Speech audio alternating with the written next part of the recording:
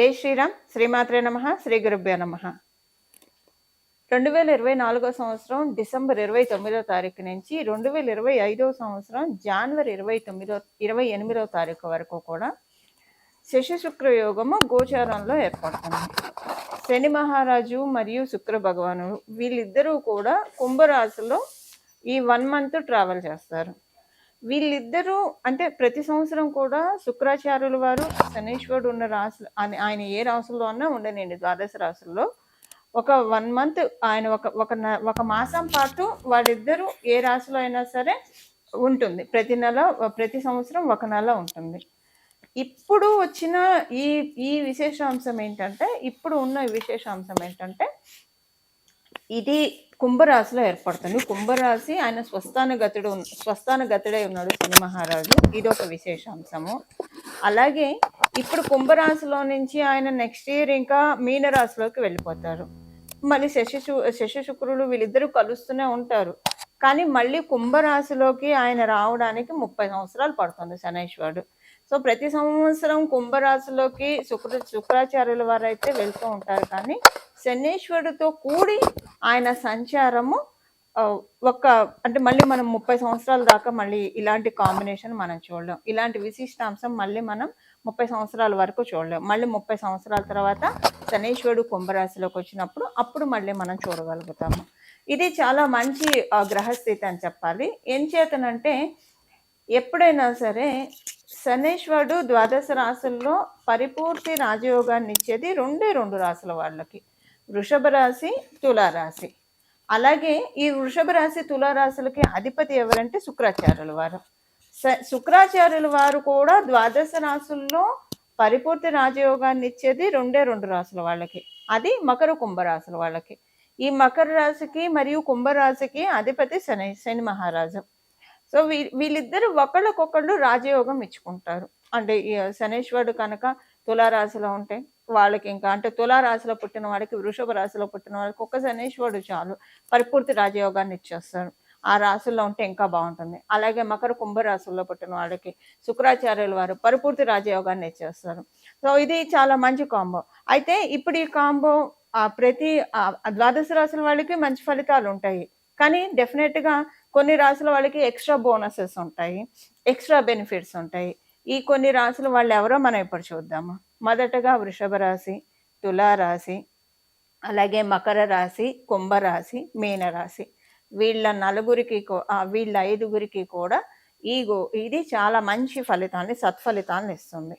అయితే ఇక్కడ మనం ఒకటి చూసుకోవాల్సిన విషయం ఏంటంటే మీ జన్మ జాతకంలో కనుక శనీశ్వరుడు మరియు శుక్రుడు వీళ్ళిద్దరు కలిసినా లేదా వీళ్ళిద్దరికి పరివర్తన జరిగినా ఇప్పుడు మీ జన్మ జాతకంలో శుక్రాచార్యుల వారి దశ కావచ్చు, అంతర్దశ కావచ్చు, శనీశ్వరుడు దశ కావచ్చు, అంతర్దశ కావచ్చు, ఇవి మీరు రన్ అవుతూ ఉన్నా దాంతోపాటు ఇప్పుడు వీళ్ళిద్దరూ ఒకవేళ శనీశ్వరుడు శుక్రాచార్యుల వారి మీద దృష్టి పెట్టినా, పరస్పరం వీళ్ళిద్దరూ సమసప్తక దృష్టితో వీక్షిస్తూ ఉన్నా లేదా శనీశ్వరుడు తృతీయ దృష్టితో చూస్తున్నా కూడా అప్పుడు ఇప్పుడు మనం తెలుసుకున్న ఈ పారామీటర్స్లో అంటే శనీశ్వరుడు దశ, శుక్ర భగవానుడి దశ, అంతర్దశ భుక్తుల్లో ఉన్నా లేదా వీళ్ళిద్దరు పరస్పర వీక్షణ ఉన్నా, వీళ్ళిద్దరు కలిసి ఉన్న మీ జన్మ జాతకంలో సెకండ్ థింగ్ ఏంటంటే ఒకవేళ శనీశ్వరుడు ఒక్కళ్ళు అయినా సరే తృతీయ దృష్టితో కావచ్చు, దశమ దృష్టితో కావచ్చు శుక్ర భగవానుడిని మీ జన్మ చక్రంలో వీక్షిస్తూ ఉంటే అప్పుడు మీరు ఏ రాశి అయినా కావచ్చు, అంటే మీరు వృషభ, తుల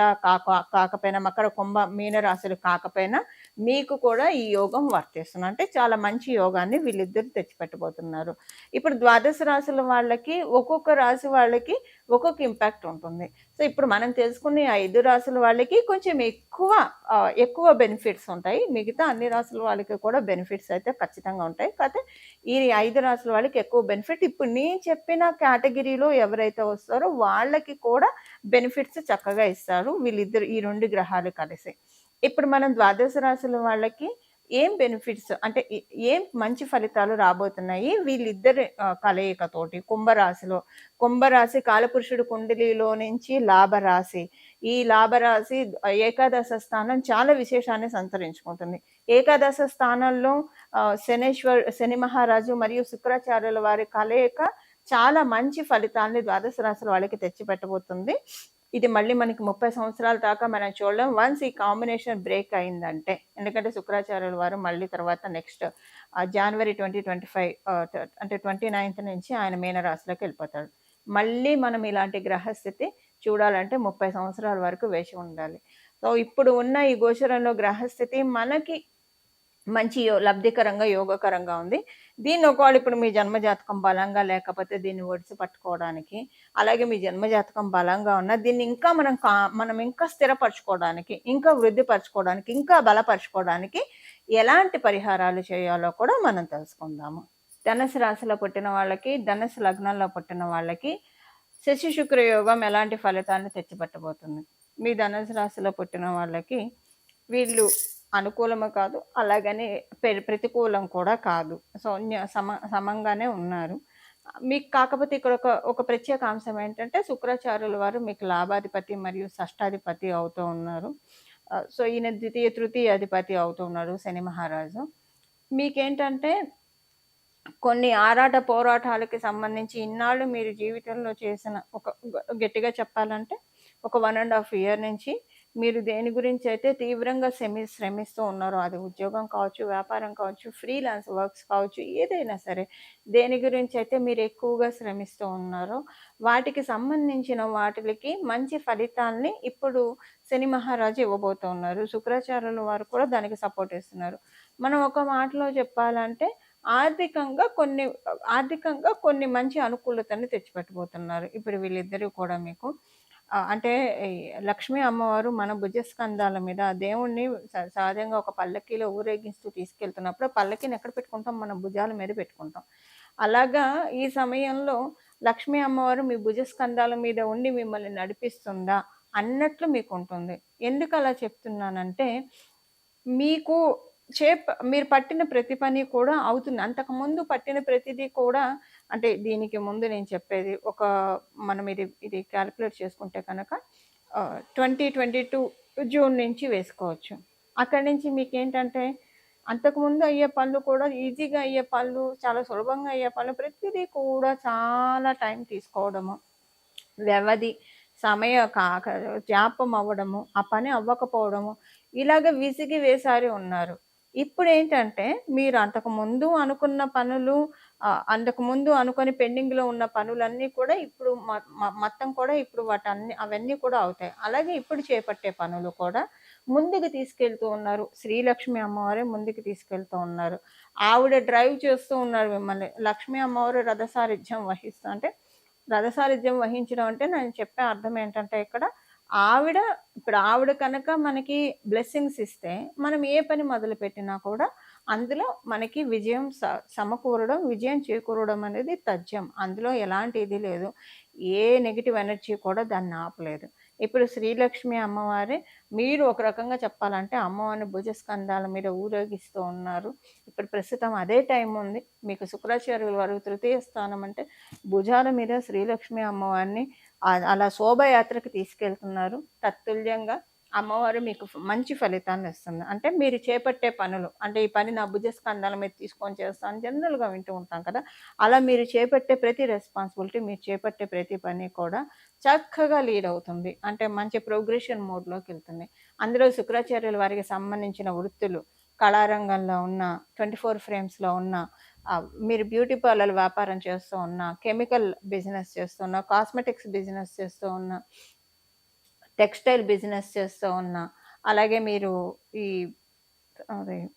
టెక్స్టైల్ బిజినెస్ చేస్తూ ఉన్నా, వీటిలో ఉన్న వాళ్ళందరికీ కూడా చాలా మంచి శుభ సమయం. మీరు వాటిల్లో ఇంకా వెల్వర్స్ అవ్వడానికి, ఇంకా మిమ్మల్ని మీరు నిరూపించుకోవడానికి, తద్వారా శ్రీలక్ష్మి కటాక్షాన్ని మీరు అందుకోవడానికి ఇది చాలా మంచి శుభ సమయం అని చెప్పడంలో ఏమాత్రం సందేహం లేదు. ఏ బిజినెస్ చేస్తున్నా బాగుంటుంది, మీరు ఉద్యోగం చేస్తున్నా బాగుంటుంది. ఓవరాల్గా ధనుసు రాశి వాళ్ళకి ఇది చాలా మంచి శుభ సమయం అని చెప్పాలి. చాలా మంచి శుభ సమయం. శశి శుక్ర యోగము ఇవి ఇచ్చే ఫలితాలు ద్వాదశ రాశుల వాళ్ళకి మనం చూసాం కదా. ఇప్పుడు మనం అసలు ఒకవేళ మీ జన్మజాతకంలో ఈ యోగం ఉన్నా లేకపోయినా అసలు మీకు ఈ యోగం ఇప్పుడు గోచారంలో ఉన్న ఈ యోగము మంచి ఇంపాక్ట్ని, అలాగే మంచి ఫలితాలని ఇవ్వాలంటే ఏం పరిహారం చేసుకోవాలో ఇప్పుడు మనం చూద్దాము. దీనికోసం చేయాల్సిన పరిహారము వెంకటేశ్వర స్వామి వారి ఆరాధన. ఇప్పుడు మీ వెంకటేశ్వర స్వామి వారికి సంబంధించిన గోవింద నామాలు చదువుకోవడం కావచ్చు, వెంకటేశ్వర స్వామి వారికి సంబంధించిన వెంకటేశ్వర స్వామి వజ్ర కవచం కావచ్చు, లేదా పురుష సూక్తం, స్త్రీ సూక్తము ఇలాంటివి ఏవైనా సరే, లేదు విష్ణు సహస్రనామాలు మీకు చదివే అలవాటు ఉంటే కనుక అత్యద్భుతంగా ఉంటుంది. ఈ ఈ గ్రహస్థితి ఉన్న నెలనాళ్ళు కూడా విష్ణు సహస్రనామం పారాయణం చేయడానికి ప్రయత్నించిన, లేదా శ్రీరామ రామ రామ, శ్రీరామ రామ రామ, శ్రీరామ రామ రామ అని మనసులో జపించుకున్నా. ఎందుకంటే మనకి ఆ శ్లోకంలోనే ఉంది కదా, శ్రీరామ రామ రామ అని ఎవరైతే జపిస్తూ ఉంటారో వాళ్ళకి సహస్రనామాలు పఠించిన ఫలితాన్ని నేను ఇస్తున్నాను పార్వతి అనే పరమశివుడే, సాక్షాత్ పరమశివుడే పార్వతి అమ్మవారికి చెప్పి ఉన్నారు కాబట్టి శ్రీరామ రామ రామ అని మనసులో 24 ఇప్పుడు నామ జపం కాబట్టి మనం ఏ అవస్థలో ఉన్నా సరే, ఎక్కడ ఉన్నా సరే ఇది మనం ప్రశాంతంగా జపించుకోవచ్చు. మనం బీజాక్షరాలు చేర్చినప్పుడు మనం చూసుకోవాలి మనం ఉన్న ప్రదేశం ఎలా ఉంది, మనం అప్పుడు శుచిగా ఉన్నామా, ఎలా ఉన్నాం, అంతర్బాహ్య శుచి ఉందా లేదా. మంత్ర జపానికి ఖచ్చితంగా నియమాలు ఉంటాయి. నామ జపానికి ఎటువంటి నియమాలు ఉండవు. మనం రౌండ్ ద క్లాక్ ఎప్పుడైనా సరే మనం జపించవచ్చు. అందువల్ల శ్రీరామ రామ అని రోజు మననం చేసుకుంటూ ఉంటే, ఇది మామూలుగా కూడా ఇలా చేసుకుంటే చాలా మంచిది. రామనామం తారక మంత్రం మనందరికీ తెలిసిన విషయమే. శ్రీరామ రామ రామ అని ప్రతిరోజు చెప్పేస్తూ ఉంటా కనుక ఇంకా మీకు తర్వాత ఇది అయిపోయిన తర్వాత ఈ నెలనాళ్ళు అయిపోయిన తర్వాత అది ఇంకా అలవాటు అయిపోతుంది. ఒక్కసారి మన మనసుకి గట్టిగా ఏదైతే అలవాటు చేస్తామో, మన నాలికకి రిపీటెడ్గా ఏదైతే మనం ఫీడ్ చేస్తూ ఉంటామో, అలవాటు చేస్తూ ఉంటామో, ఇంకా కొంతకాలం మనం అది రెగ్యులర్ ప్రాక్టీస్లో చేస్తూ వెళ్తే తర్వాత మన మనసు ఆటోమేటిక్గా అదే పట్టుకుంటుంది. అలాగే మన నాలుక మనకి తెలియకుండానే శ్రీరామ రామ రామ, శ్రీరామ రామ రామ, శ్రీరామ రామ రామ అని చెప్పిస్తూ ఉంటుంది. ఇలాగా మనకి ఇప్పుడున్న ఈ గోచరంలో యోగం ఒడిసి పట్టుకోవడానికి ఇప్పుడు స్వామి కార్యం స్వకార్యం అని మనం వింటూ ఉంటాము. ఇప్పుడు మనకి స్వామి కార్యం అంటే భగవంతుడి పూజ చేసినట్లు అవుతుంది. స్వకార్యం మనకి ఇక్కడ ఉన్న ఈ గోచారంలో ఉన్న ఈ గ్రహస్థితులు పరిపూర్తి దీవెనని మనం అందుకోవడానికి చాలా చక్కటి అవకాశం ఉంటుంది.